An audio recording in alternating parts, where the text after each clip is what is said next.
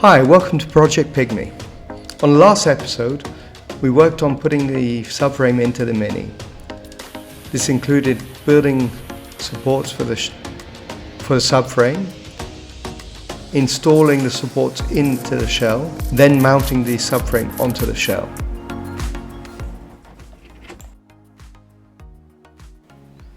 On this episode, we're going to finish fitting the suspension on the front and the rear of the car. For this, I wanted to try and use the original suspension from the Porsche to make things easier in the long run. What I did was make a small bracket to hold the top end of the shock absorbers, and from there my plan was to put a brace from one side to the other to hold the two shock absorbers in the right position.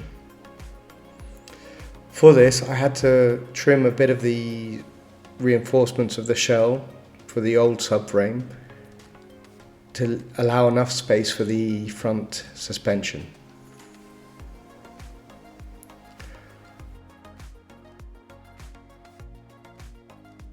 Once enough of the shell was trimmed away, as you can see, I've also cut away all the inner arches and put some reinforcements to keep the front shell in position. I then put the front bar between the two brackets I'd made.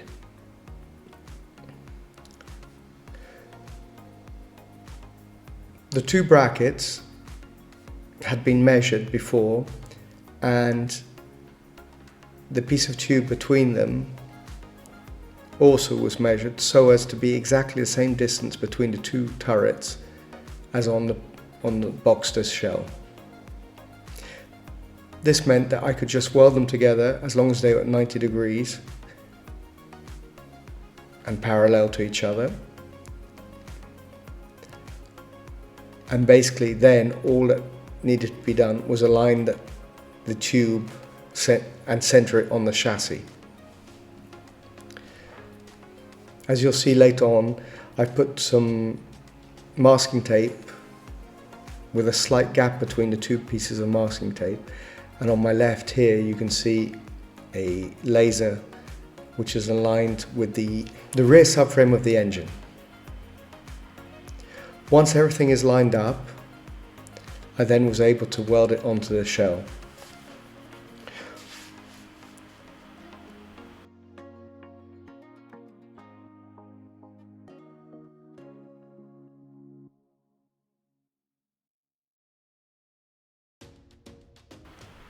To make things simple at the beginning, I decided just to put two pieces of steel strip, approximately 8 by 1 centimeters strip, and this is holding up the top bar. We say the strut brace.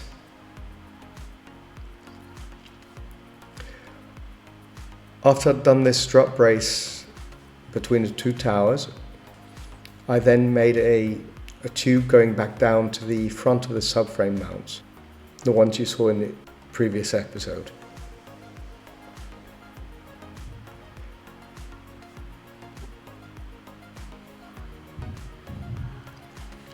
Unluckily, when I did this, the measurement was slightly lower than on the Boxster, which meant that the front end suspension was slightly higher than on the Boxster, which later on will maybe cause me a few problems, and I'll have to make some decisions on what to do on the suspension. On the rear end of the car, yet again I'd made these suspension top mounts.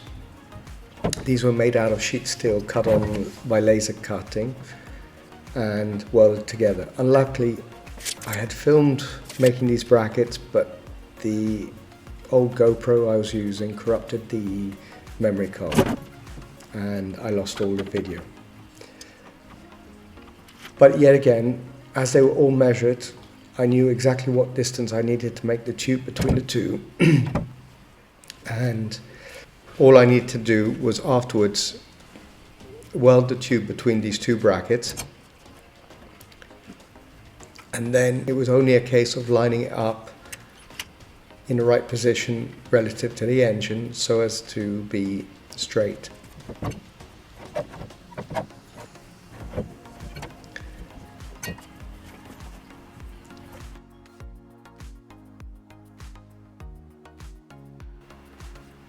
Here you can see me deciding on the position and using the laser to guide me. Each time, this is one of the reasons I've kept the shell of the Porsche, so as to go back to it to get dimensions, and any dimensions that may be useful, I can always go and get them off the shell. If I didn't have the shell, this would create problems afterwards.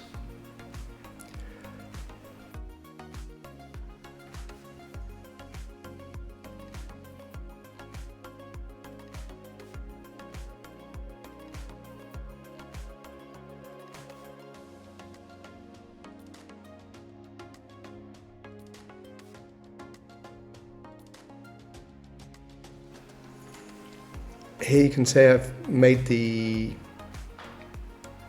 rear support, the rib tube between the two shock towers,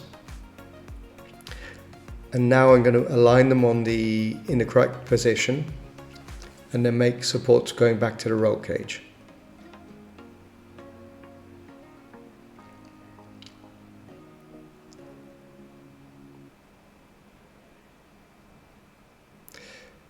Yet again, as with the front, the most important thing is to keep this level, as I've kept the car and the whole shell on the lift level.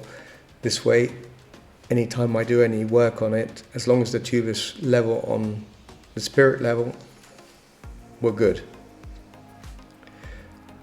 Yet again, on this one, centering it is important.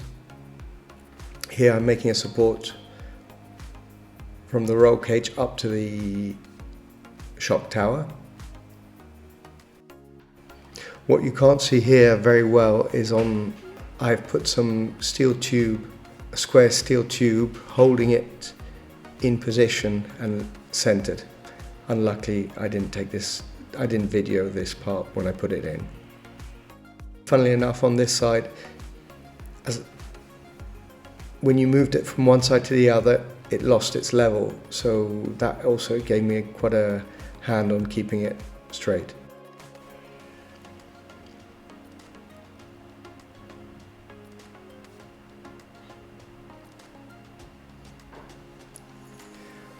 Once everything was in, square tube would come off and I could move on with the rest of the supports.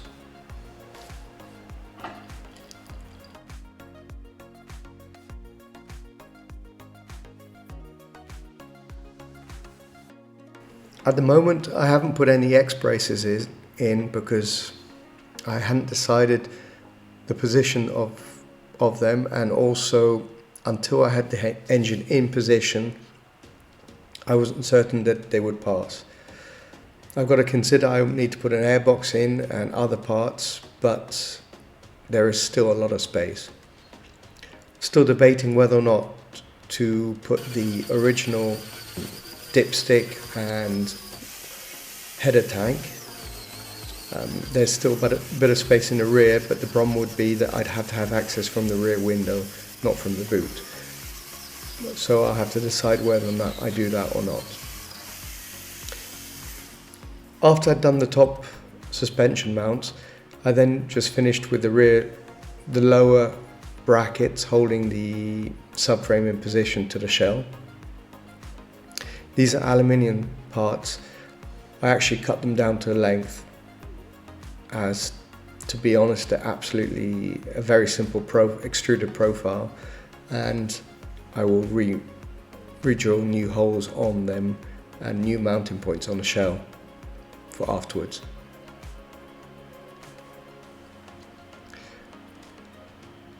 One of the only problems I had here was that the mounting point of this bracing was quite high up in the shell compared to the Boxster. The Boxster had a raised box section which was much higher up than the lowest part of the shell, so I had to cut out a bit of the rear of the mini shell to get it in. But this shouldn't be a problem later on.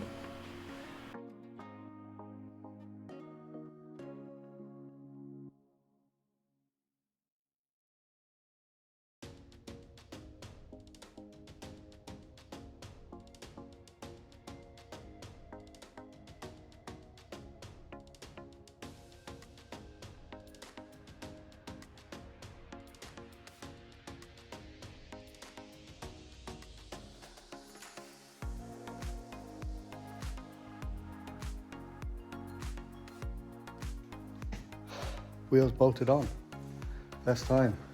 Suspension mounted, not fully welded in. There's still some supports to be put in, but it's good enough for testing. See if everything lines up. Rear wheels on, framework for supporting it removed. Now I'm going to take these off and out, and let's put it on the floor. Once all the supports were off,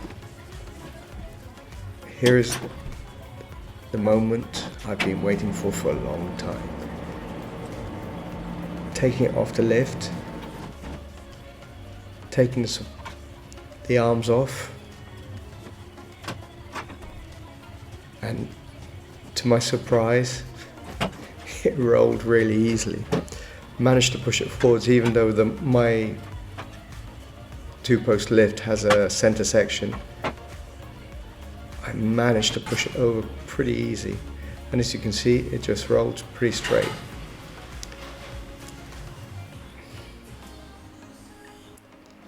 Here we go.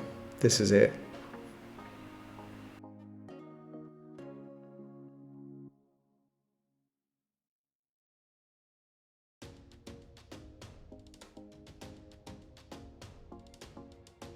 So next time, need to start putting in the electrics and get that engine running.